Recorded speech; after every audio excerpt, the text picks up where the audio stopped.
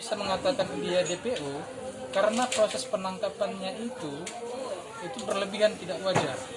Dan itu kita pastikan melalui Kasat Intel kemarin, Pak Ahyan, Pak siapa coba? Pak Ahyan, Ahyan, Kasat ya? Intel Polrestabes. Kita ngobrol secara lisan. Penjelasan dia memang Ardi Surbakti ini sudah datang sebagai DPO sebelumnya.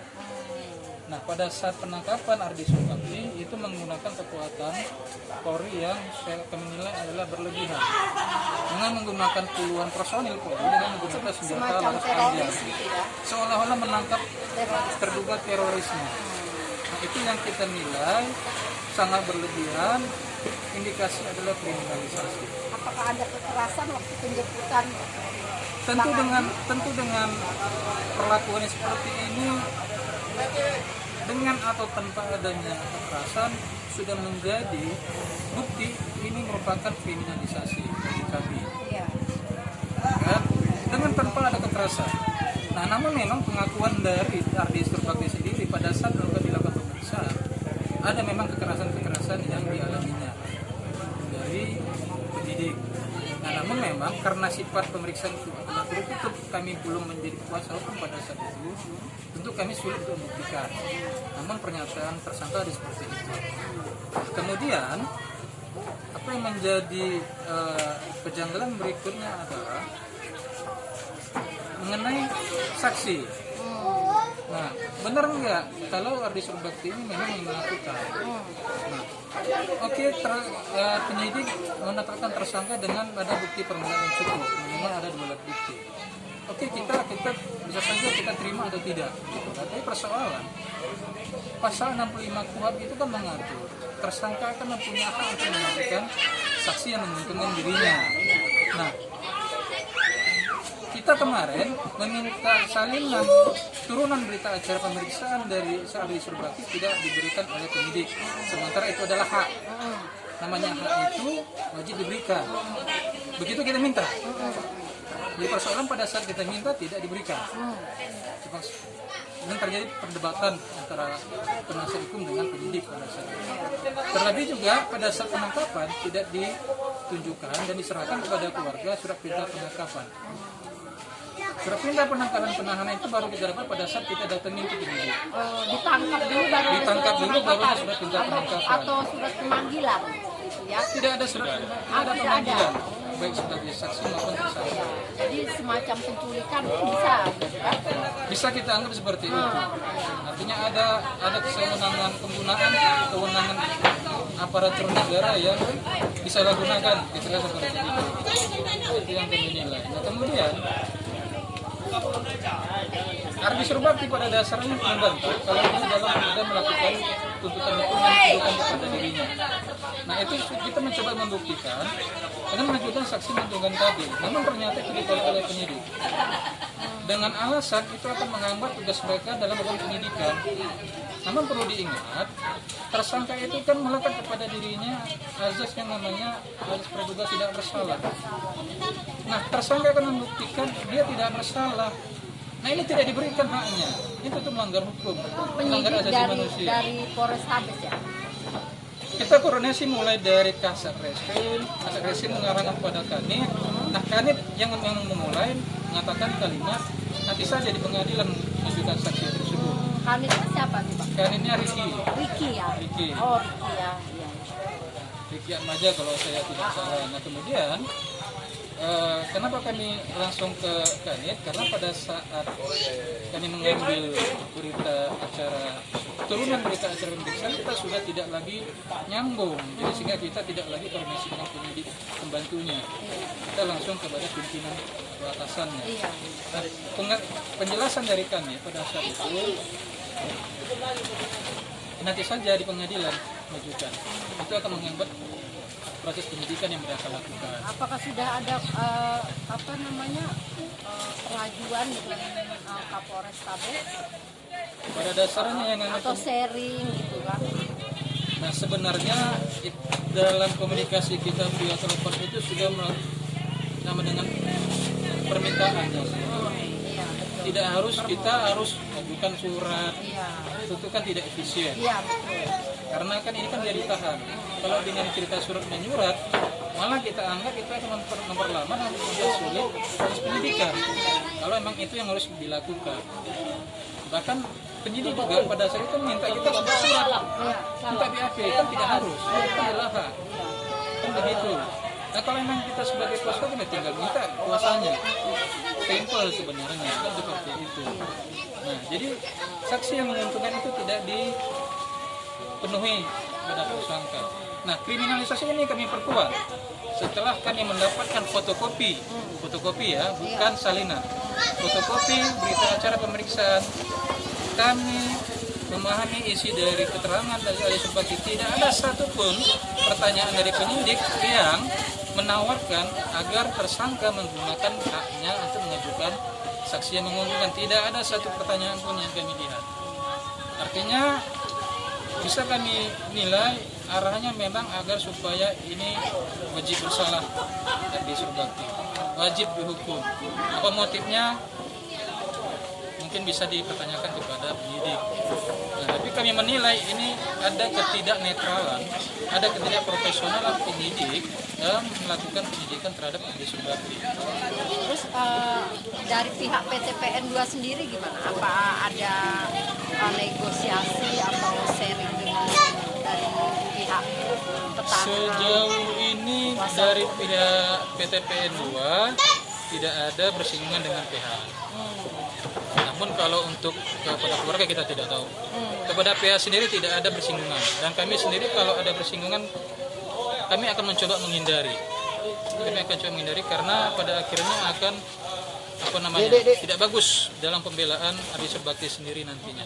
Pasti akan ada cerita tawar-menawar yang itu yang akan bukan hanya Ardi Surbakti yang akan dirugikan, tapi adalah kelompok tani yang sedang berjuang mendapatkan haknya atas tanah di Simalingkar. Makanya kita tidak ada posisi tawar-menawar. Tawar-menawarnya satu, serahkan, lepaskan tanah ini kepada masyarakat. Hanya itu. Dari bulan berapa itu Pak Ardi itu ditangkap? Kalau kita lihat dari laporan polisinya itu sudah lebih kurang setahun. Cuma prosesnya ditangkap itu lebih kurang dari bulan Mei kalau kami tidak salah ingat. Bulan Mei tadi. Bulan Mei, iya. Artinya ada sekian bulan yang dibiarkan yang kesannya menyicil perkara. Ada tersangka yang sudah diproses 2 orang, kemudian dicicil Ardi. Nah kita khawatir akan ada cicilan yang lain pada masyarakat yang lain. Yang berdasarkan data yang kami dapat itu ada sekitar 9 orang yang di DPO. Jadi juga jadi DPO semua. Yang ditahan oleh kepolisian. Untuk saat ini satu. Yang realnya ini orang yang ketiga.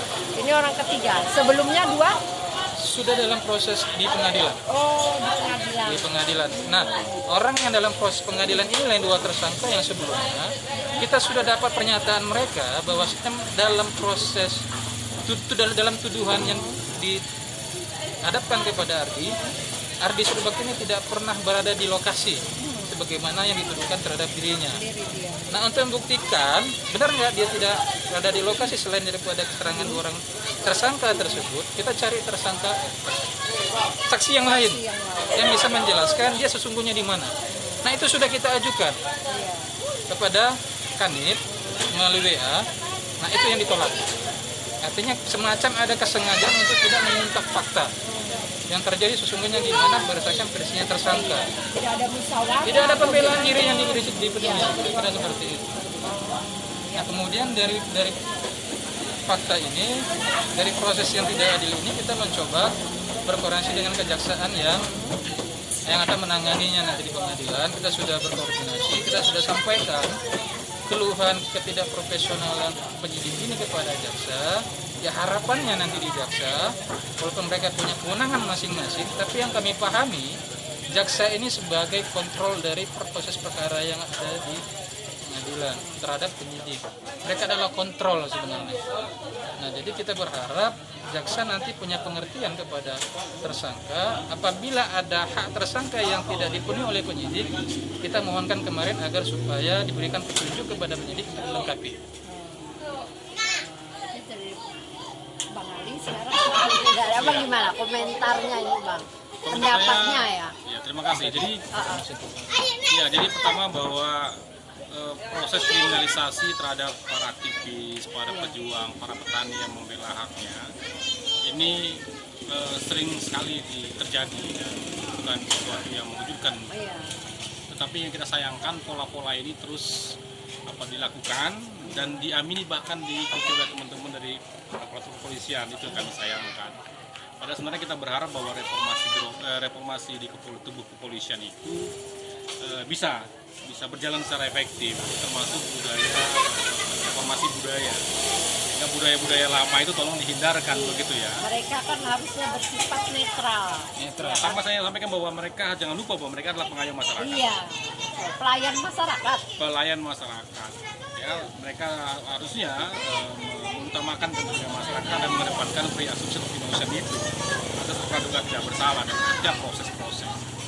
Kita senang sebenarnya ada proses-proses klarifikasi biasa dilakukan oleh kepolisian ketika ada katakanlah pelaporan terkait dugaan tindak pidana. Ada proses klarifikasi. Ini nggak ada. Sayangnya pada saat ini tidak ada. Langsung yang kita tahu adalah muncul SPDP. Ya, ada surat pemberitahuan dimulainya penyidikan. Lalu setelah itu tanpa dimintai keterangan, tanpa dipanggil mau sebagai saksi mau sebagai tersangka, tiba-tiba atau ujuk-ujuk bahasa kita kan tiba-tiba ada penangkapan dan itu pun tidak disertai dengan dokumen-dokumen yang harusnya menjadi pendukung dalam proses itu. Itu yang kita sayangkan sebenarnya. Nah, kami berharap bahwa teman-teman mendapatkan keadilan dalam proses ini dan kami akan melakukan segala upaya berkaitan dengan kewenangan kami sebagai penasihat hukum. Secara hukum akan melakukan berbagai upaya untuk bisa mendapatkan keadilan itu. Kita berharap bahwa dukungan masyarakat penting saya pikir untuk kita bisa mendapatkan keadilan. Terima kasih ya Bang Ali juga Bang ya kan. Pokoknya kita tetap semangat. Kita bela tetap rakyat juga. Yang penting kita bekerja, kebenaran itu akan dilindungi oleh Tuhan Yang Maha Esa dan juga kita bermohon kepada pihak kepolisian lebih meningkatkan pelayanannya dalam visualismenya. Betul dibilangkan Abang Ali juga jangan asal tangkap ya Bang. Mereka yang transparan, intinya transparan. Karena untuk saat ini kan sesuai dengan slogan Pak Kapolri bahwa Polri ini adalah sebagai pelayan masyarakat. Itu yang dijumkan oleh beliau. Jadi terima kasih banyak. Semoga perjuangan rakyat-rakyat juga masyarakat, bukan rakyat lagi, masyarakat yang tergabung dalam kelompok besar, kecil, menengah juga. Itu yang akan tanggal 23 ya Bang ya? 25 ya, 25 Juni menuju Indonesia besar. Jadi dari Medan, Bang Ali, juga Bang Hawari, saya Neti dari Pro 86 Selidiki Kasus memohon kepada Pak Kapolda agar ditindaklanjutin masalah ini dengan transparan tanpa ada saling menyakiti.